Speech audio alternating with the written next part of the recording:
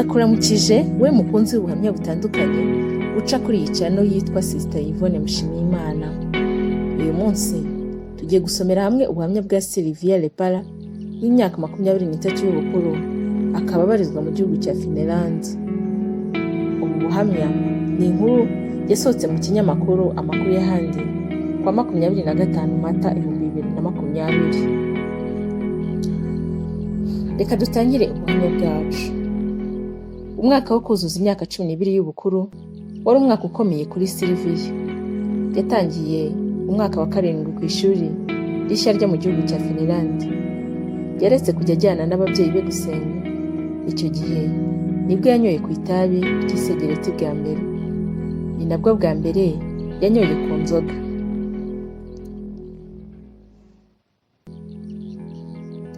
Umunsi umwe Sylvia yari ari kugendana n'itsinda ry'inshuti ze mu mujyi wa Pikiwo. Ubwo baganiraga baseka, undi mukobwa w'imyaka 12 yakuye mu mufuka ipaki y'itabi. Uwo mukobwa yaravuze ati, "Murebe mfite isegereti, mbese mushaka kunywaho?" Sylvia ntiyari yarigeze anywa itabi, ariko ntiyigeze amenya icyo asubiza. Yarebye uwo mukobwa yise yicira bagenzi be akajisho.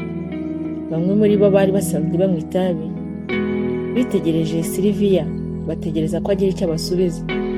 Sylvia yatinye ko bamuseka niyanga kurinywa cyangwa ntibongere kumugira inshuti. Yarababwiye ati, "Yego ndanywaho kamwe." Itabi ry'isegereti ntiryamuryoheye namba. Yatangiye kurinywaho, atangira gukorora cyane, ariko yumvise agize ibineza atangira kumwenyura. Yumvaga afite akanyamuneza. Nyuma y'ibyumweru byinshi, inshuti imwe yaje iwabo wa Sylvia igomba kurara.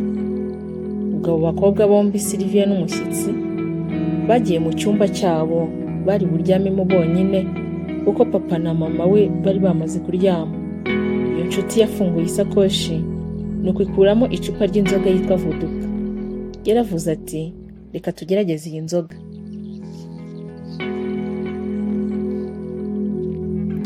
Sylvia yaramubajije ati, "Iyi nzoga wayikuye he?" Sylvia yatangajwe nuko umwana w'umukobwa w'imyaka 12 y'ubukuru ashobora kugura inzoga mu iduka. Iyo nshuti ye yakozwe n'ikimwari iti, "Nagiye mu kabati k'ababyeyi banjye, ushaka kunywaho?"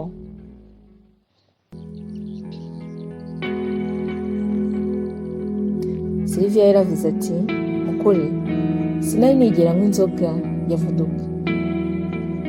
Sylvia yabaye nka cya gihe yanywaga isegereti bwa mbere. Nabwo ntabwo yumvise inzoga imuryoheye, gusa ariko yumvishe agize akanyamuneza amaze kuyinywa.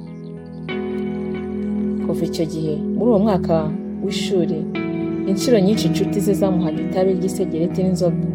Buri gihe yumvaga bimworoheye kuvuga yego, ndetse rimwe na rimwe niwe wabisabiraga isegereti n'inzoga kugira ngo yumve amerewe neza. Yatangiye kujya anywa itabi n'inzoga buri gihe. Hashize imyaka myinshi kwiga biramunanira. Buri gihe yumvaga ashavuye. Buri joro yararaga arira, ndetse kenshi no ku manywa niko byagendaga.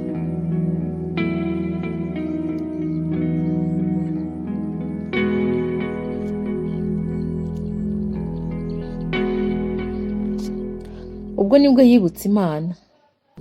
Yarijijwe no kwiheba, maze aratangira arasenga ati, "Imana, ndakwinginze, ndashaka ko utazongera kwiheba ukundi." Umunsi umwe ababyeyi be bamurarikiye kujyana nawe mu materaniro yo gusenga ku itorero ry'Ipikiwo riri ku ishuri ryisumbuye ryo mu gihugu cya Finland. Ababyeyi be ntibari basanzwe basengera aho ngaho, ariko bakundaga kujya mu materaniro ya Gikristo. Sylvia yateze amatwi abantu baririmba ibya Yesu, arasenga. Ubwo babaga bavuye mu materaniro, yazaga arira. Yumvise ashaka kumenya byinshi byerekeye Imana. Bukeye mu gitondo yabonye Bibiliya mu rugo iwabo, maze asoma igice kimwe. Yasomye ikindi gice. Bukeye mu gitondo yongera gusoma ikindi gice. Bikomeza gutyo akomeza asoma igice, yongera asoma ikindi. Ubwo inshuti ze zamuhamagaraga kujya kunywa inzoga, yarabahakaniye. Yari azi ko bakongera kumubera urugero rubi kubera ko ajyanye nabo yabasha kugwa mu gishuko cyo kunywa inzoga n'itabi.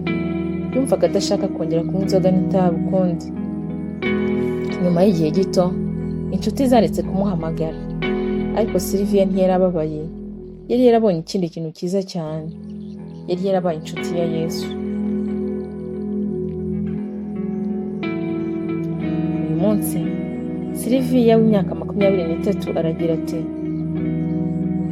uyu munsi Sylvia w'imyaka 23 arigira kuba umuganga mu murwa mukuru w'igihugu cya Finland. Ubu afite inshuti nyinshi z'abakristo kandi barateka bakagaburira abatishoboye mu gikoni cya Adler. Sylvia aburira abandi bana kureka kunywa inzoga no kunywa itabi. Yaravuze ati, iyaba nari narabaye umunyembaraga nkabahakanira nti oya, cyagiye bampaga inzoga n'itabi, ntabwo byari byiza ku buzima bwanjye, ntabwo byanteraga kugubwa neza. Oya, nukuri ntabwo byari byiza namwe. Ubuhamya bwa Sylvia rero nahangaha burangiriye. Reka ngushimire wowe wakoze subscribe kuri iyi channel yitwa Sister Yvonne Mushimiyimana. Reka ngushimire kandi wowe ukora like ndetse ugakora share kugira ngo ubuhamya nk'ubu bubashe kugera ku bantu batandukanye. By'umwihariko ubu buhamya ni bwiza ku bana bagitangiye ubugimbi, kuko abenshi usanga bishora mu kunywa ibiyobyabwenge, kandi usibye no kuba ari icyakumana ariko byangiza n'ubuzima bw'umuntu. Ntabwo ari byiza ku bana ndetse nta nubwo ari byiza ku bantu bakuru kunywa inzoga n'itabi. Hanyuma rero nk'uko Sylvia abashishikariza, nanjye mbashishikarije kujya bavuga oya.